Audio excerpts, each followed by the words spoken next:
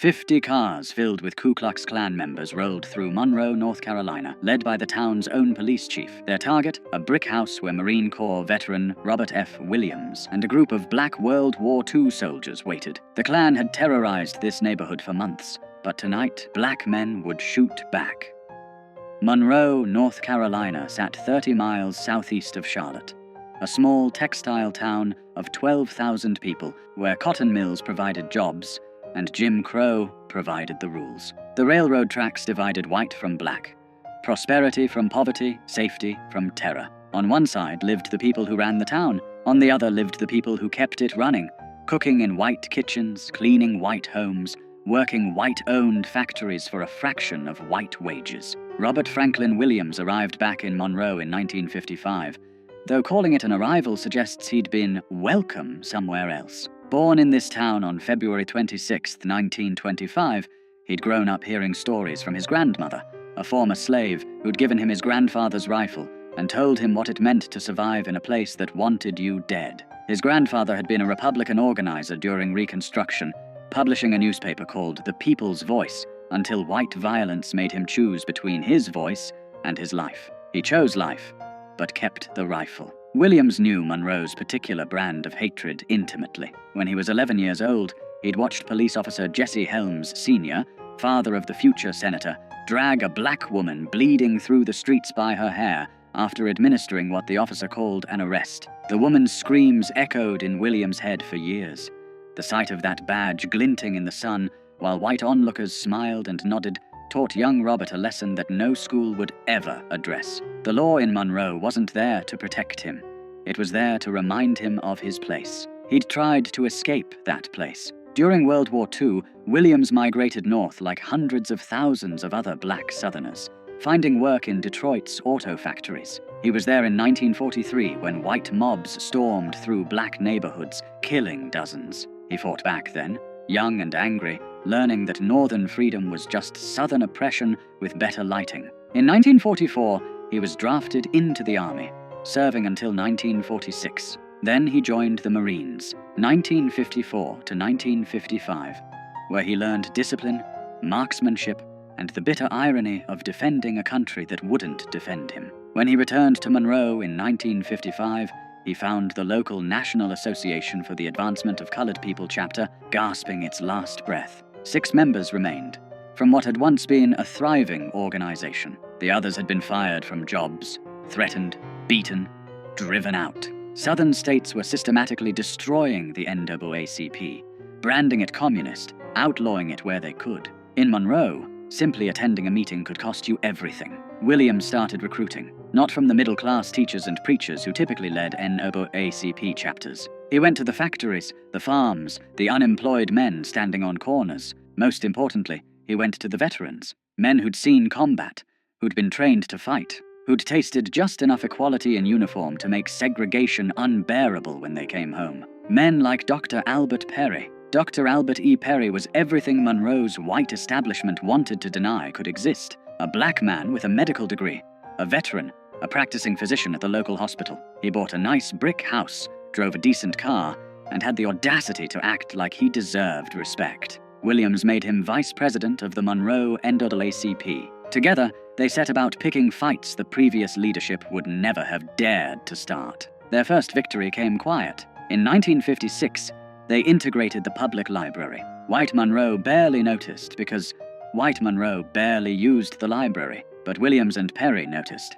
They'd proven that pressure worked, that the system could be moved, so they picked a target that mattered more, the swimming pool. In the summer of 1957, 2 black children drowned in a creek. There was nowhere else for them to swim. Monroe's public pool, built with federal tax dollars that black families paid just like white families, was reserved exclusively for white residents. Black children had to make do with unsupervised creeks, muddy rivers, and the consequences that came with them. 2 children went under and didn't come up. Their names were lost to history, but their deaths sparked something that wouldn't be forgotten.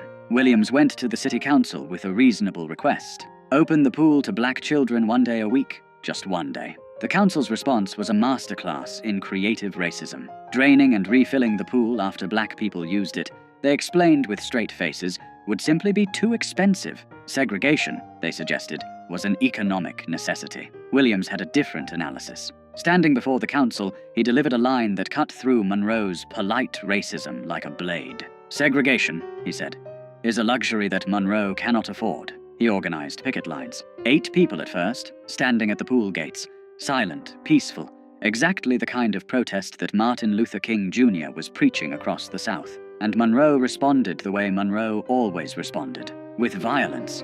Shots rang out at the picket lines. No one was arrested. Law enforcement officers stood by and watched. The message was clear. You can protest all you want, but when the bullets fly, you're on your own.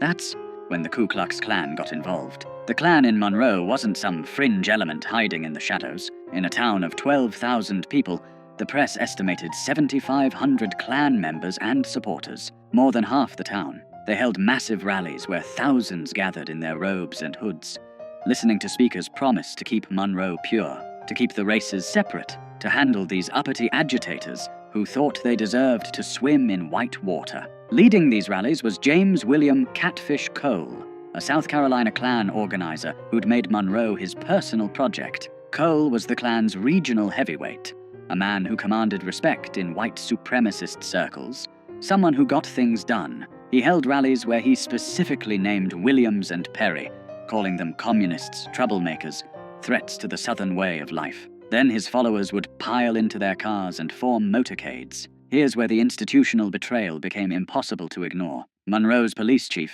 A.A. Morney, didn't try to stop these motorcades. He led them. Squad cars with flashing lights would escort 50, sometimes more, Klan vehicles through Monroe's streets. The procession would wind through town, then head across the railroad tracks into Newtown, the black section, and there they'd drive past specific houses, firing guns into windows, throwing bottles, shouting threats, while the police chief made sure they had safe passage. Dr. Perry's house became a favorite target.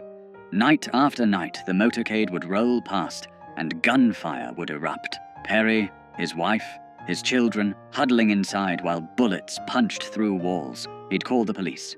They'd tell him they couldn't confirm any shooting had occurred, despite the holes in his house and the shell casings in his yard. Then they'd suggest perhaps he'd be safer if he stopped causing trouble. Williams made a decision that would define his life and split the civil rights movement. If the law wouldn't protect black people would protect themselves. He applied for a charter from the National Rifle Association. The NRA approved it without hesitation. Williams formed what he called the Black Armed Guard, though officially it was the Monroe chapter of the NRA. 50 to 60 men, most of them veterans like Williams, men who knew how to handle weapons, how to maintain discipline under fire, how to return fire effectively. They trained, they drilled, they bought guns with money raised from supporters, including fundraisers in Harlem, where Malcolm X would later invite Williams to speak at his mosque. They studied tactics, and they prepared Dr. Perry's house like it was a forward operating base. By October 1957, tensions in Monroe had reached a breaking point. The Klan's motorcades continued, increasingly brazen. White Monroe had circulated petitions to have Williams and Perry driven from town. Anonymous death threats arrived daily. Williams' insurance company cancelled his coverage, citing the risk. When he asked the police chief why his insurance was cancelled if there was no danger, the chief had no answer. On October 5th, 1957, the Klan decided to make their point permanent. They were going to Dr. Perry's house, and this time they weren't just going to shoot at it. They were going to burn it down with everyone inside. Williams got word through the black community's network. People who worked in white homes, who overheard conversations, who understood that information meant survival. The Klan was coming, in force. Tonight. Williams and his men moved into Perry's house that afternoon. They stacked sandbags along the windows. They positioned men with clear fields of fire. They made sure everyone understood the plan. No one fires first, but when they do fire, we fire back. Aim low. Disable. Don't kill if possible. Make it clear we're serious without giving them martyrs. As the sun set, they waited. Perry's family had been moved to safety. Inside the house were only men who'd made peace with what might happen next. Veterans who'd survived war only to find themselves at war in their own hometown.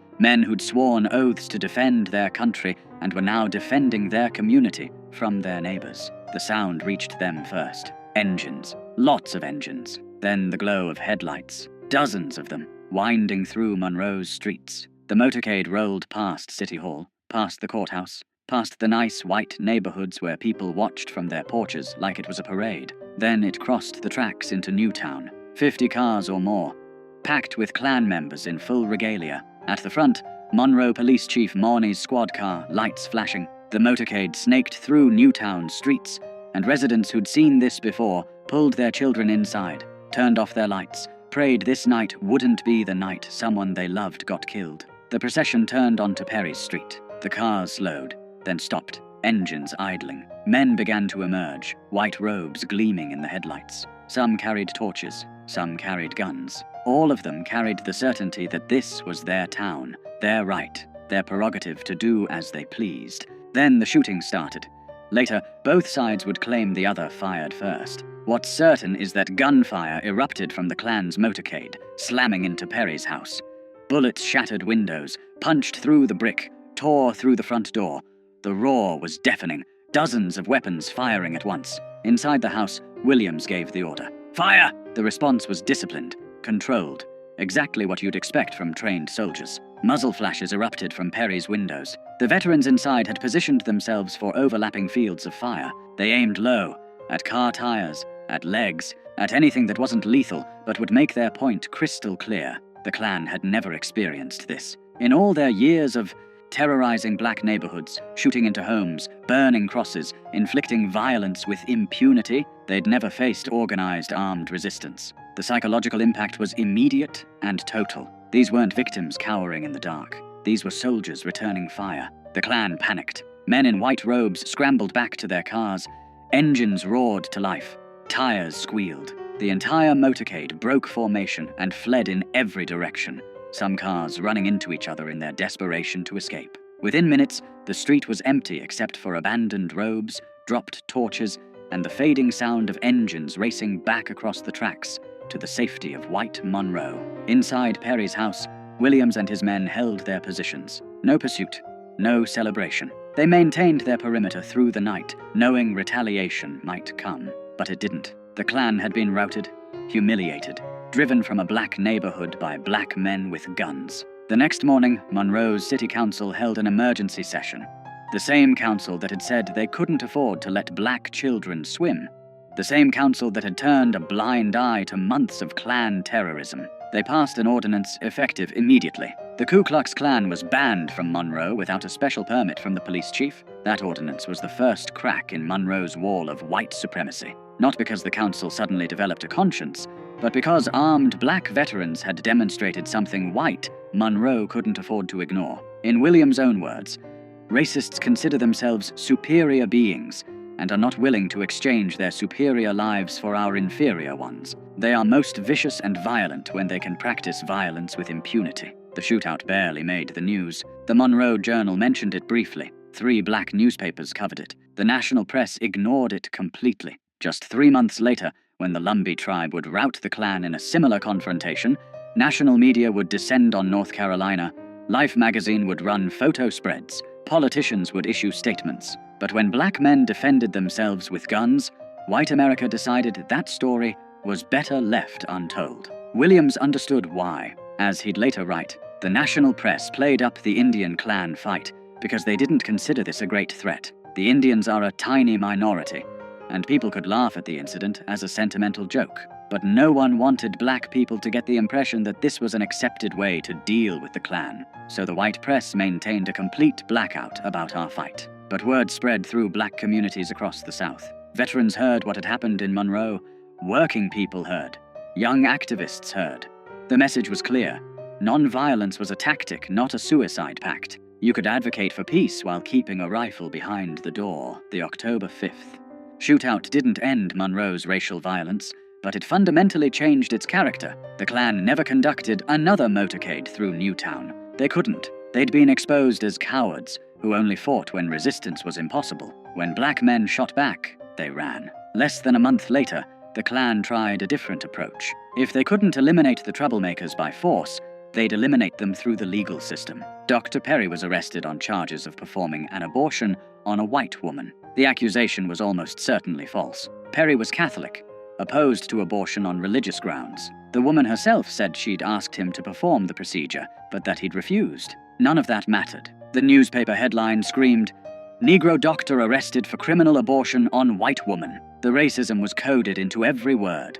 A black man's hands on a white woman's body, even in a medical context, was treated as inherently criminal. Perry was jailed. Williams led armed demonstrations at the courthouse, hundreds of black residents openly carrying weapons, demanding Perry's release. A white benefactor posted $7,000 bond. Perry was freed, but the damage was done. His trial came almost exactly a year after his arrest, October 21st, 1958.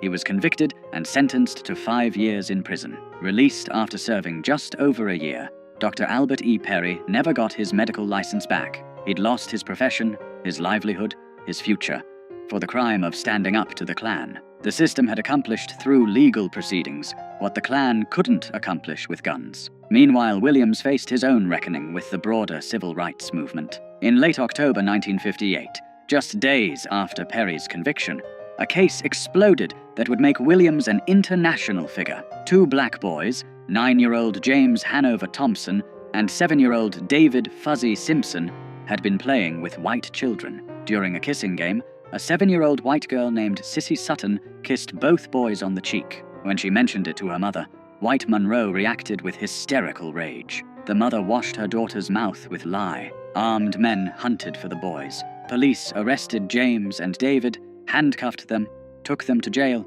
and spent 6 days interrogating them without allowing them access to parents or lawyers. They were beaten, threatened with lynching, told they'd raped a white girl. Judge Hampton Price heard the case. Such as it was, the boys had no legal representation. They stood silent, terrified. The judge interpreted their silence as a confession. He sentenced both boys to indefinite terms in reform school, possibly until age 21, for a kiss that a white girl had initiated. Williams mobilized international attention. He contacted journalists in Europe. He worked with activists in New York to form the Committee to Combat Racial Injustice. He turned the kissing case into a global embarrassment for the United States, with demonstrations in Paris, Rome, and Vienna. Former First Lady Eleanor Roosevelt intervened with North Carolina's governor. President Eisenhower received thousands of letters. After 3 months, on February 13, 1959, Governor Luther Hodges pardoned the boys without explanation or apology. They were released. Their lives were destroyed. James Thompson would spend most of his adult life in and out of prison. David Simpson largely disappeared from the record. In 2011 interviews, James's sister Brenda would remember sweeping bullets off their front porch every morning while the Klan burned crosses in their yard. The kissing case made Williams famous, but it also made him a target. Then came the event that would force him into exile. In May 1959, a Monroe court heard the case of Mary Ruth Reed, a 23-year-old black woman who was 8 months pregnant when Louis Medlin, a white man, assaulted her and attempted to rape her. Medlin was charged. The trial was brief. The all-white jury deliberated briefly, not guilty. Williams stood on the courthouse steps as Medlin walked free, and he said something that would end his leadership of the Monroe NAACP. Black women approached him, devastated, asking what they were supposed to do now that white men knew they could assault black women with impunity. Williams told them, "We cannot rely on the law. We must defend ourselves. If it takes violence to get justice, then we must meet violence with violence." The next day, National NAACP head Roy Wilkins called. Williams confirmed he'd made the statement and would repeat it. Within hours, Wilkins suspended Williams from the NAACP for 6 months. The organization Williams had rebuilt from 6 members to hundreds, the chapter that had achieved what no other Southern NAACP chapter had dared attempt, was now too militant, too aggressive, too willing to fight back. Williams didn't stop.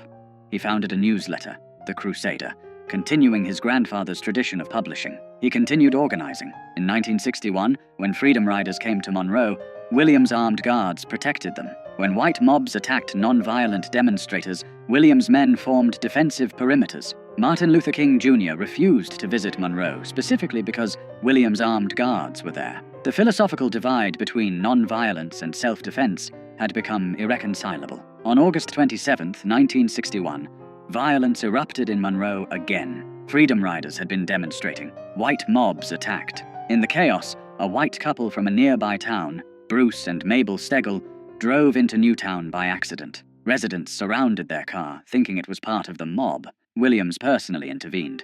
brought the couple into his own home for protection, kept them safe for 2 hours until tensions cooled and they could leave unharmed. The Steggles left safely. Then Monroe Police Chief Morney, the same man who'd led KKK motorcades, told Williams, "In 30 minutes, you'll be hanging in the courthouse square." The FBI issued a federal warrant for Williams' arrest on kidnapping charges. The couple he'd protected claimed he'd held them hostage. Williams knew what was coming. Monroe's law enforcement, which had never arrested a single Klansman for terrorizing black neighborhoods, was about to lynch him legally. He and his wife Mabel fled, first to Canada, then to Cuba, then to China. He wouldn't return to the United States until 1969. From exile in Cuba, Williams broadcast Radio Free Dixie, a weekly program featuring jazz, blues, news, and commentary directed at black listeners in the American South. He wrote his book, Negroes with Guns, published in 1962, which would become essential reading for a new generation of activists.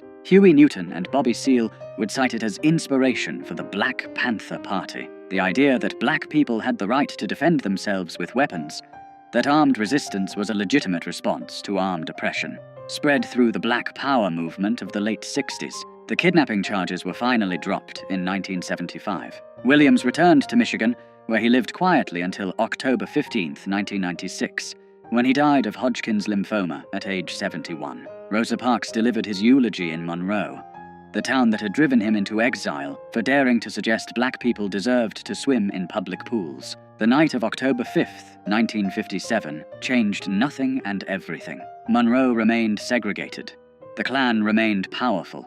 Racism remained the law. But something had shifted. Black men with military training had demonstrated that white supremacist violence wasn't cost-free. They'd shown that victims could become defenders, that terror could be met with resistance, that the oppressed didn't have to die quietly. History tried to forget that night. The civil rights narrative we teach emphasizes non-violence, peaceful protest, moral suasion. We celebrate the bus boycotts and sit-ins, the marches and speeches. We're less comfortable acknowledging that sometimes black people survived because they had guns and knew how to use them, that veterans who'd fought fascism overseas came home and fought it at home, that the Klan stopped terrorizing certain neighborhoods because they knew armed men waited in the darkness. Robert F. Williams never apologized for October 5th. In his book, he wrote, "It has always been an accepted right of Americans, as the history of our Western states proves, that where the law is unable to enforce order, the citizens can and must act in self-defense. We asserted this right, and we did what the law officers refused to do. We stopped the terror. We stopped it permanently." The Monroe shootout poses an uncomfortable question for American history. How much of the progress we credit to moral appeals actually came from the threat of armed resistance? How many white supremacists backed down not because they'd seen the light, but because they'd seen what happened when black veterans shot back? How much of the civil rights movement's success depended on the unspoken pressure of men like Williams, proving that black communities could defend themselves if pushed too far? We'll never know for certain. What we do know is that after October 5th, 1957, the Klan never conducted another armed motorcade through Monroe's black neighborhoods. We know that the city council passed an anti-Klan ordinance the very next morning after refusing to act for months. We know that white Monroe's terrorism lost its impunity. And we know that black veterans, men who'd been told they weren't good enough to swim in public pools, proved they were more than good enough to stand their ground when armed mobs came calling. The story of that night, and the man who organized the resistance, deserves more than a footnote. It deserves to be told in full as a reminder that justice in America has often been extracted at gunpoint by people who refused to die quietly. Robert F. Williams and his men didn't start the violence in Monroe. They just finished it.